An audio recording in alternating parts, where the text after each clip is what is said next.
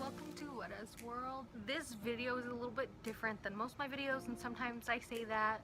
This time I mean it. This is a video about why I left my job at Ulta. I was never really open about the fact that I actually worked at Ulta. For 1 year, I worked at Ulta Beauty. It was a very memorable experience. I will never forget. I think it's kind of strange that I even worked there because I just don't see myself as like a glamorous like beauty person. This whole video is to detail why I left that job. I have like this whole list about things that happened during my time when I worked there. I was feeling really low about like my morale there because I had been there for my year anniversary. I hadn't moved up to the place where I'd wanted to be. I wanted more learning experiences and opportunities, and I just didn't feel like I had gotten my year's worth of opportunity. When I got hired on, they offered me $8.50 an hour, and I have a degree, and that is a very low wage, in case you couldn't already tell. The minimum wage in Utah, where I currently live, is $7.25 an hour, and I have made that before. It's really too low. Like, I guess the cost of living in Utah is not really high enough to justify raising it to like say 15 minimum or something like that, but definitely you cannot live off less than 12, in my opinion. I was hired on at $8.50. I was always part-time. I think there's only, besides managerial positions, the boutique positions and some of the salon positions, I think those are the only full-time positions there. So I was not hired in full-time, I was hired in part-time. So I was making $8.50 working part-time, okay? And with a degree, with student loan payments, with credit card payments, with braces payments, just you name it, I have a payment for it. That was really not enough to survive. Beyond the low pay, the low hours, they had the dumbest rules. You had to show up every day that you are clocked in. You have to have mascara or eyeliner or eyeshadow, just some kind of eye makeup on. They were not very strict at enforcing this when I first worked there, so maybe like the first 6 months I worked there, it's very lax.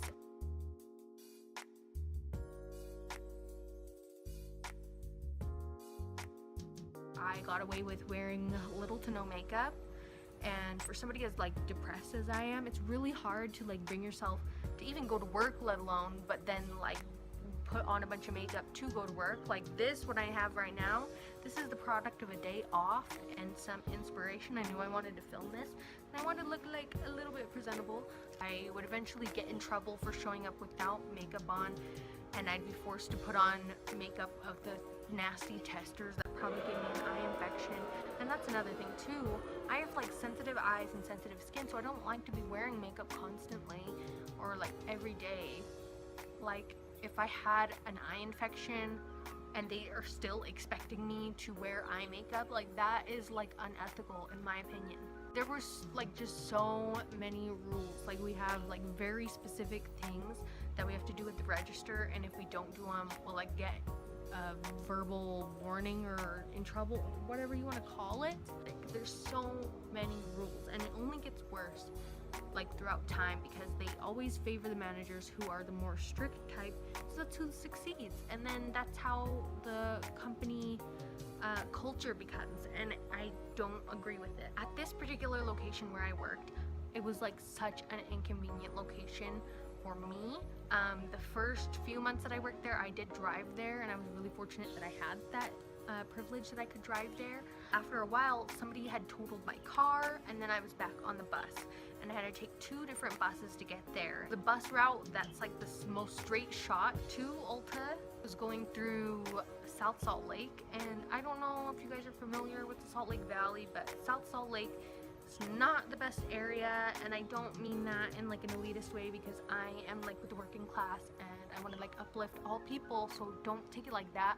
But it just was like, in terms of like safety, and especially being a woman, there's like a lot of crime in that area, and it it didn't feel safe to like be walking there. If I missed a bus, I'd be tempted to walk down the street, and then it just, so many people would like pull over and think I'm a prostitute on my way to work, and like it just was really frustrating. And so I would do a different bus route. I'd have to go all the way downtown and go all the way out of my way just to like get where I need to go. And those buses were kind of more like college goers, business people who weren't harassing me. It didn't make sense for me to be all the way working over there taking the bus. It was really inconvenient, and then getting home was a really big struggle too. Sometimes I would be scheduled to work really late, and then trying to get the buses and missing the bus when it's late. That's just like nothing that you want to deal with, I promise you that. One aspect of the job that was just something we shouldn't even be doing, like in my opinion, was doing the damages. So basically, anytime that somebody would return an item that they've used, if it were an eye or a lip product, we automatically have to damage it. So that means we like put a tag on it, put it aside, we don't resell it. Later on, when we'd accumulate those, every week we would destroy all the damaged items.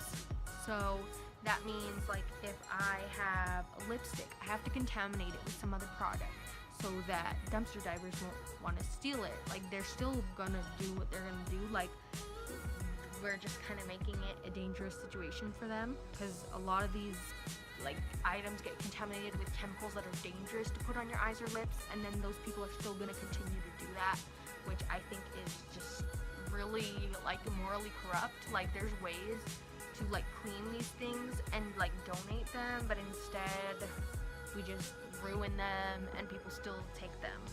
While we are destroying these things, all these chemicals and nasty things are getting on our hands. Basically the whole back room will fill full of chemical smell, and anybody that walks in is like instantly given a headache, let alone the two people who destroy these things, who have to firsthand breathe all this stuff for like 2 hours before we open.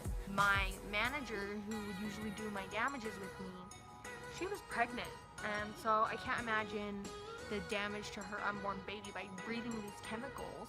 And there's no way around doing this stuff because that's like the corporate policy. It just boggles my mind. I just think it's so disgusting. Like I would go and it would be like 8 in the morning. I'd have to wake up at 6, okay, and take 2 buses all the way across town, you know, having freaking mascara on and all this stuff. And then I'd get to work, it'd be early, we're not open yet, and I'd have to get all these chemicals, and stuff splats all over you, and so you'd like try to look presentable, but then you can't because you have chemicals all over you, you have makeup smeared all over you. It was just very frustrating. I hated doing the damages. When I was hired as a beauty advisor, so that's like the entry level $850, like just basic cashier position. They expect a lot out of you for that. The next level up is like lead cashier. I believe there's a pay raise. I don't know how much exactly, couldn't tell you that. They're basically like the supervisor of the cashiers. They're expected to be like the forefront of the team, leading with like their scores and trying to boost morale within the team. And so I had tried over a whole entire summer to become the lead cashier. If you could tell, I did not become the lead cashier. My numbers were too inconsistent according to them. I also got passed up over somebody who, I guess their availability was a little more open, which was kind of BS because they really didn't even need that availability. It was just like, it seemed like so many excuses to keep me from getting it. And I was the one who was most persistent and always asked about it. And all summer long, every other manager besides my general manager told me that the team wants me to be lead cashier, but yet I didn't end up as that because the general manager didn't want me to be. A little bit of tea for you. The whole structure of management when I started was kind of weird. I had one particular manager. She was just basically on a power trip. The assistant manager that was when I was hired, she had like gotten some other job, and so the third in line got promoted to the assistant or whatever. This particular manager was having like a really bad day. She was taking it out on us, and there were like 2 beauty advisors working that day. There was one prestige advisor that basically works on the other side of the store and then comes and cashiers if we need them to. This manager was going off, having a fit, and she thought that all three of us were up there, and she was calling on the walkie-talkies that we use, and she's like, "Isn't there 3 of you up there?" And I got pissed because I don't like to be talked to like that, especially like just openly in front of my whole team. Heard that. Who knows what customers heard? That was very unprofessional, and I just was very offended by it. I was like, no, sorry, excuse me, there are like 2 of us up here. So-and-so is off helping a guest. Like, we're doing what we can. Like, there's no reason to like go off on us like that. It was so rude back. She's like, "Don't you ever talk to me that way," and blah blah blah. and she like basically yelled at me and chewed me out again on the headset in front of everybody to hear. And I was like, this is not worth it. I should have walked out right then and there, and I could have been moving up somewhere else that would have valued me more. She ended up transferring eventually, so I didn't have to deal with her for too long, but I feel bad for whoever deals with her because she's just like not a good person to work with, especially not good for management. And she's older than me, she should know better. There was just like a kind of air of poor treatment in general. It seemed like the higher up you were, the worse you treated the people below you, and it just trickled down. And so even people who got hired after me started talking to me rude and telling me what to do. And it was just like, I've done this, I've been doing this, I did this before you got hired here, like, why are you telling me what to do? It felt like kind of a superficial environment, if you feel me, because like the discussions that we're having are about outward appearance. Like, there are like, you know, the rare times where you connect with somebody that you work with, or you connect with somebody like a customer even. Like, I've made a great friend out of customers that came into my store at Ulta, and just it's when you connect on that deeper, less superficial level that's what makes it worth it. But there was such a culture of superficiality there, it didn't vibe with me. Like, I'm not like that, you know? If you've been following along with like the beauty drama and the beauty community, you will know that there was some girl on Twitter, and she posted some pictures claiming that she worked at Ulta, claiming that her managers were telling her to clean things like lipsticks and resell them even if they've been used. There were so many red flags to me. I'm like, well, how do we really prove that she really worked there? You know, that could be anybody's photo. She could be telling any kind of story. Who knows? That could have been the truth that she's telling. I'll never really know. Nobody will really know. High-end lip products, we do not resell that. But definitely, if it's something like a lotion that you can't tell has been used, or foundation, they have ways of cleaning that up and reselling that to you, and they are cheating you out of money. That's something to keep in mind when you're trying to vote with your dollar. Most people took this tweet that girl wrote for fact, and it also actually kind of got the ball rolling on other people coming out and telling their story of what their Ultas told them to do. I didn't have a story like that to share because we were like not sketchy and gross.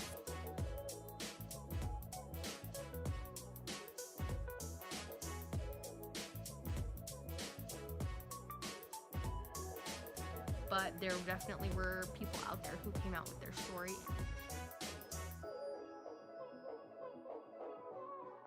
This happened while I worked there, and it really damaged the reputation of the company. And I didn't feel proud anymore saying, oh yeah, I work at Ulta. It was just kind of like, oh yeah, I work at Ulta. Like, we're those that resell makeup.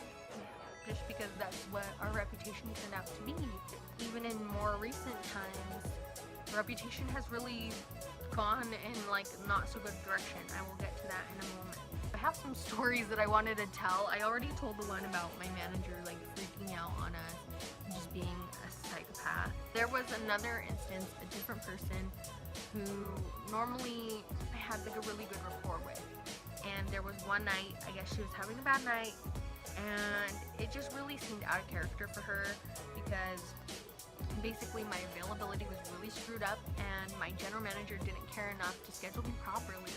And so I was there, and the manager on duty, different manager, expected me to close, and I was supposed to be off at 9, which is exactly when the store closed, because I had to catch the last bus of the night.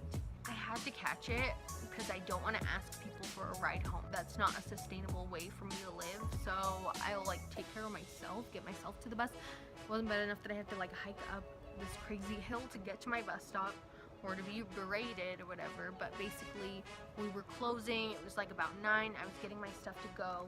The manager on duty was freaking out at me. There was a long line, and she and the other person that were closing apparently couldn't handle it on their own, and she just started lashing out on me over the headset again.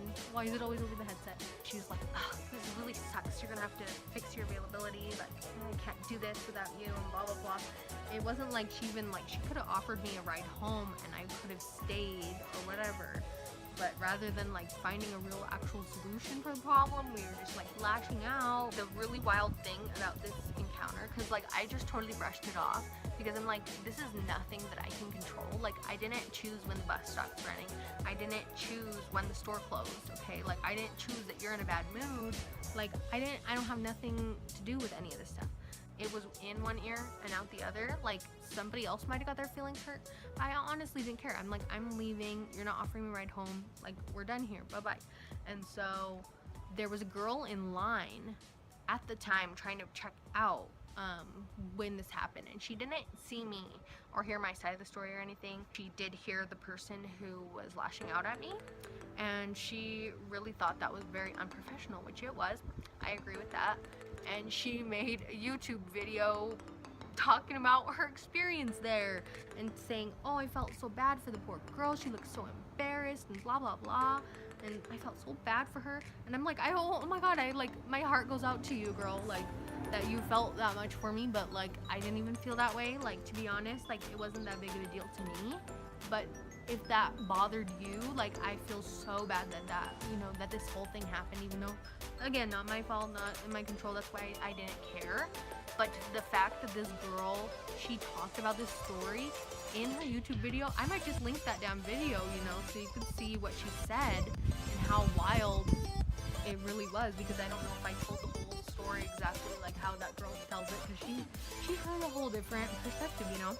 I wasn't out in the line. I was like back in the back getting my stuff when this girl heard what was happening. If you want to watch that video afterwards, make sure you watch the rest of my video and like and subscribe before you leave, though. We were required to have clear bags to like go to work so that they could do bag checks, see all what's in our stuff, make sure that we're not stealing. That's fair enough. I've worked in retail before, I'm used to bag checks.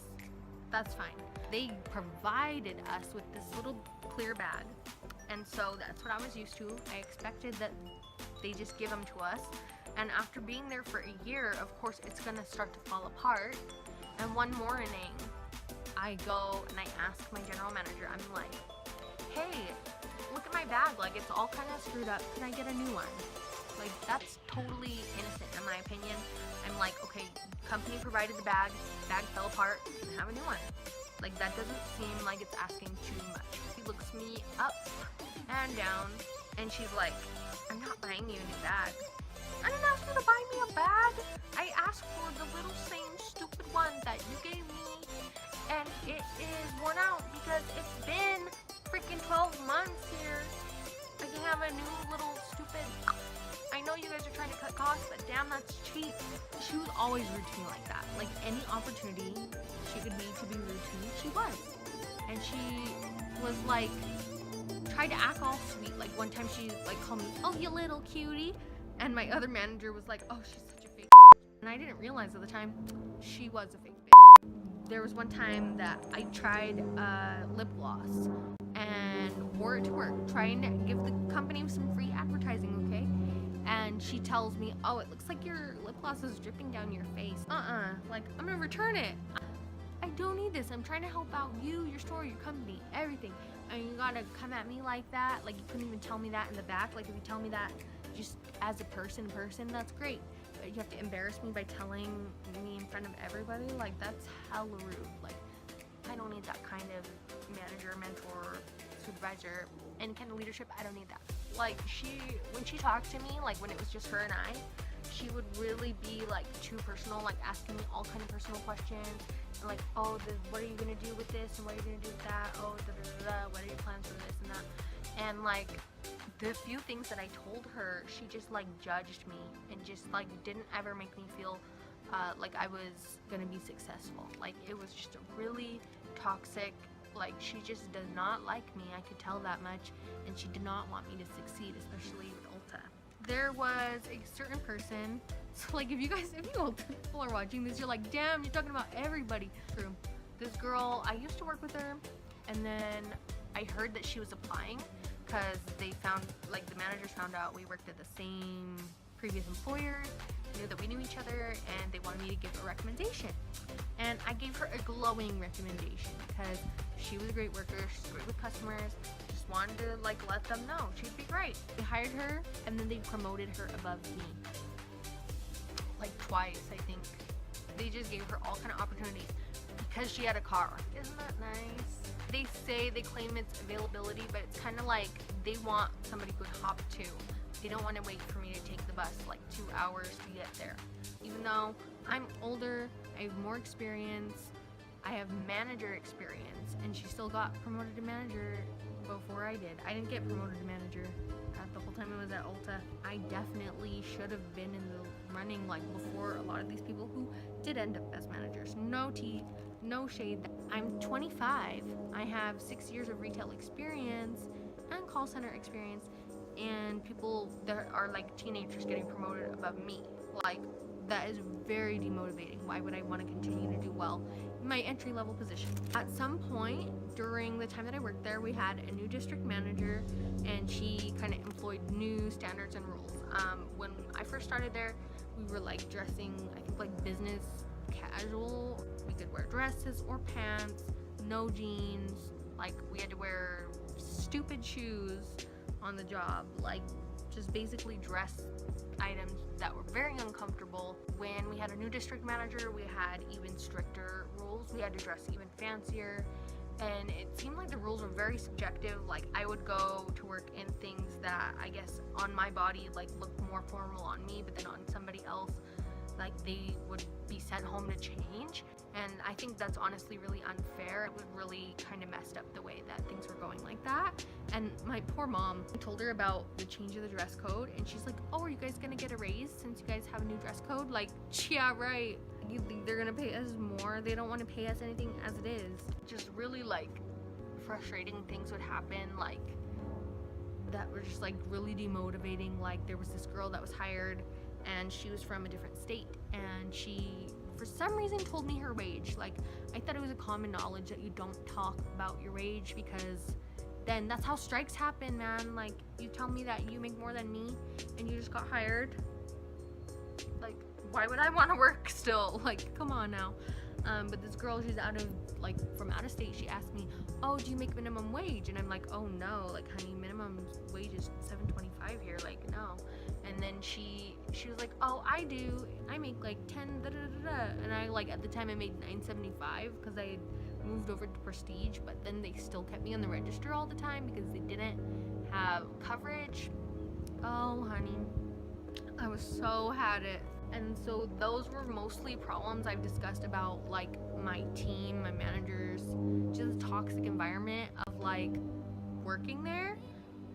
And I haven't even told you about the crazy customers, okay? There was this lady, this was during Christmas, like holiday peak season time, so the store's very busy, the line's very long. It was probably a Saturday too, and we were slammed, okay? We had like 4 people on the register, but then we had like 20 people in line. It was really out of control.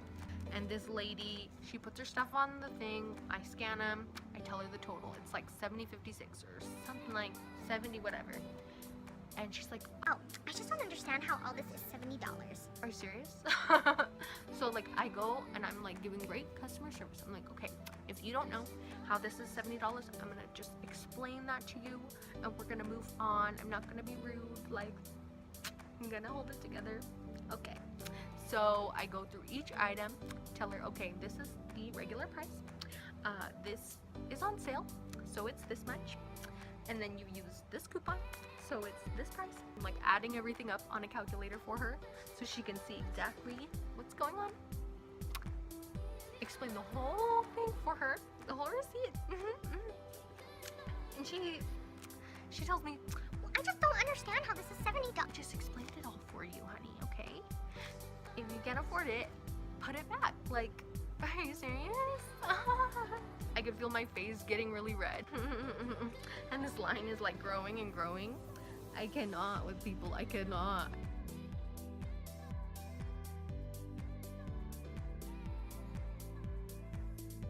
She's crazy. Again, with these crazy people, okay? There was this guy, I don't know how a nice way to say this, but he looked like a tweaker. He had kind of like pock marks all over his face, like he'd been itching or picking. He was dressed like a cowboy, okay? So he has like these high-rise, like tight pants, like I don't know how he walked or got into them. And then like this big like billowy button-up shirt, like not billowy, but like, you know, one of those like plaid, like, was it plaid? Who cares? It was like one of those collared button-up shirts, you know. He had a cowboy hat, and then I don't know what he did with his hat, but anyway, he came in and he was like looking for concealer. Who cares? And then he started asking the girls that were helping him, oh, is this gay that I want concealer? Is it gay that I'm using makeup? And or like every time somebody's like homophobic in the store, I'm like, you need to leave. He was like really obnoxious. And then he finally checks out, and I'm like on register, and he starts taking out this wad of money, okay? And he's spilling it everywhere, and he's dropping it, and he's pretending to count it, but he's not really counting it. He's just kind of flinging it everywhere. And like couples were walking in, and he's like, oh, I just dropped all my money. And we're like, nobody's impressed, like nobody cares. He's telling me that he's like a stripper, and he's just like out of his mind. He must have been so high on meth, you guys, like serious. And he's like just wasting my time. I was like about ready to like move his stuff over and like call the next girl down. And like I was trying to, but then he's all like taking me serious all of a sudden, trying to pay for the thing. Like, get out of here. Before I wrap this up, I just wanted to talk about Carol. So Carol was featured in a Shane Dawson video, and she was working at Ulta at the time when they found her. And a month after that, she got fired for her participation in the video. They claim because she said this is the gay area, and they took that to be homophobic, which I have no idea how they could have construed it that way. It was the context of helping a girl find a man, and that's helpful if you let her know that this is the gay area. And I think it was just very wrong of them to fire her in the first place. And it was unclear whether it was like corporate or a manager that did that, and then they were kind of like just really misled her, like kind of throwing around the word termination. They did that to me too. I actually didn't tell you this story. If you've watched my mental illness video, you'll know that I have some experiences with dissociation. And so for me that means like I'm like doing things, or maybe I'm not doing things, but I'm not conscious. I'm not having a stream of consciousness while it's happening. And I got taken into the office by my general manager, and she told me that I was getting like a verbal warning write-up or something because allegedly the district manager looked through the tape just at random and saw me standing around for 10 minutes, which I was like so shocked because typically out of the people on my team at the time, I was the one who was in the habit of always keeping busy and not chatting and not wasting time, not wasting payroll like a lot of people do. And during this 10 minutes that they happened to randomly find, then I was dissociated. I know for a fact because I just was stood there and wasn't doing anything. And for 10 minutes, like, you've got to forgive that. But they wrote me up. And she was telling me kind of like the consequences of being in trouble or some stupid thing. She was telling me like, oh, this one is your verbal warning, and then next time you'll get a written warning, and leading up to termination. And I'm like, why would I stay here long enough to even get a written warning, let alone termination? I'm not trying to get fired from a job. Come on. It doesn't make any sense. They do throw around termination, and it's like, why do you want to threaten me to lose a stupid job in the first place? A couple things I want to talk about before I wrap this up, because this is like a long video. I'm sorry guys, I hope you're like actually watching this. One thing that they're very sticklers about is this stupid loyalty program. So they measure you on your metric of how many people give you their phone number, and then they come up with an account or whatever so that they can build points. We were like basically forced to pressure people to give their personal information, and people would be so uncomfortable with it, and it would affect our performance, which really had nothing to do with like how the customer feels at the time, just because the customer didn't want to give us their personal information, or maybe they're from a culture where they don't give out personal information. And we lose the trust of the customer because they think we're going to sell their info, and then it makes the team morale low because you're punishing us for something that we can't control, and we're trying our best, and then you guys have like forced us to like be pushy and rude and demanding. I can't believe it. Like, normally otherwise like great employees would appear that they're performing lower because of some stupid score. I think that's totally wrong, and like I'm so thankful that where I'm at now, I'm not measured on any of those things, and they can see that I do a good job based on like my daily performance at work and not measured on some stupid metric. Enough tea about that. The actual story of how I left my job. No, I did not give 2 weeks. I think you're a sucker if you do. No, I'm just kidding, I'm kidding. Give 2 weeks, that's like a professional thing to do. That doesn't mean I did it. This is kind of what happened. So I think it was like President's Day or something. It must have been President's Day. And the buses were running kind of weird anyway, but like I knew when mine was supposed to come. It was like a big snowstorm, and I didn't even own any winter boots at the time. I had sneakers on and then my stupid work outfit, and I was waiting for a bus out in the cold. And there was another girl with me at the bus stop, and eventually she was on the phone, and I heard her saying, "Oh, and it won't move." And like I knew she was talking about the bus. She was looking at the bus GPS, and the bus was not moving towards us to pick us up to take me to work. And I took 2 buses. This was my first bus, and it was gonna make me miss the next bus. I was gonna be very late. After a while, I was like, you know what, I've got to get there. I'm just gonna wait it out. And I waited and I waited. I waited like 30 minutes out in this cold snowstorm with no boots. Very cold, feeling like I was getting frostbite. The bus did not come, okay? The bus did not come. And I was just like, okay, I cannot do this, you know?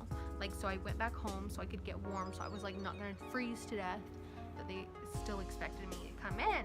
After standing out there and freezing my ass off, I did not feel like going back out. And it wasn't just like, oh, I didn't feel like it. It was like I could not. I was like getting sick.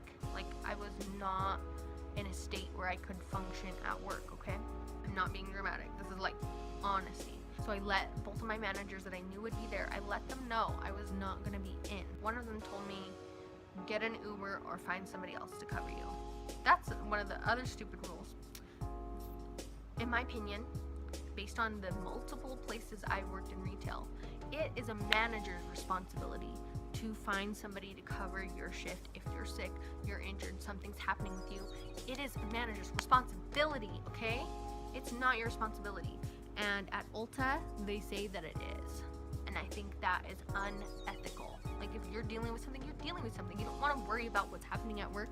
That is a manager's responsibility, okay? That's not a team member's responsibility. And the audacity to tell me to take an Uber to work, okay? If it was you that did it, let me tell you something, okay? I'm not gonna pay $15 to get to a job that pays me less than 10. Point blank. Think what you want. I don't care. That is how it is. Because like, why? And that's when I quit. Because I was thinking, why am I busting my ass for a place that's gonna replace me next week? Why? It doesn't make any sense. A place that's hindering my growth, that's keeping me from succeeding. It just doesn't make sense. That same day, after I let them know I wasn't gonna be coming in, I think I wrote a actual letter of resignation, and I sent it to the store email so I knew my general manager would see it, so they knew I was not gonna come in. And then my cheeky ass showed up and shopped during one of my shifts that I was bailing out on. And I knew that was gonna make my general manager mad. I don't care. And she saw me and she was acting so fake. Like, she did not look happy at all, but she's like cracked this little sour smile, and she's like, Oh, how are you?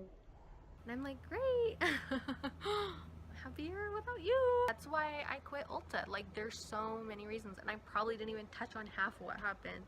Like, I had to have my list to remind me, because there's so much that happened over that year and I wish I had grown more in that year than I really did, but oh well, you live and you learn, you move on. Thank you guys so much for watching. I'm sorry this is such a long video. Make sure to hit that like button down below, subscribe to my channel called Whereas World. You can find me on Twitter, Instagram, and Snapchat, all at Girl with Legs. Thank you for watching.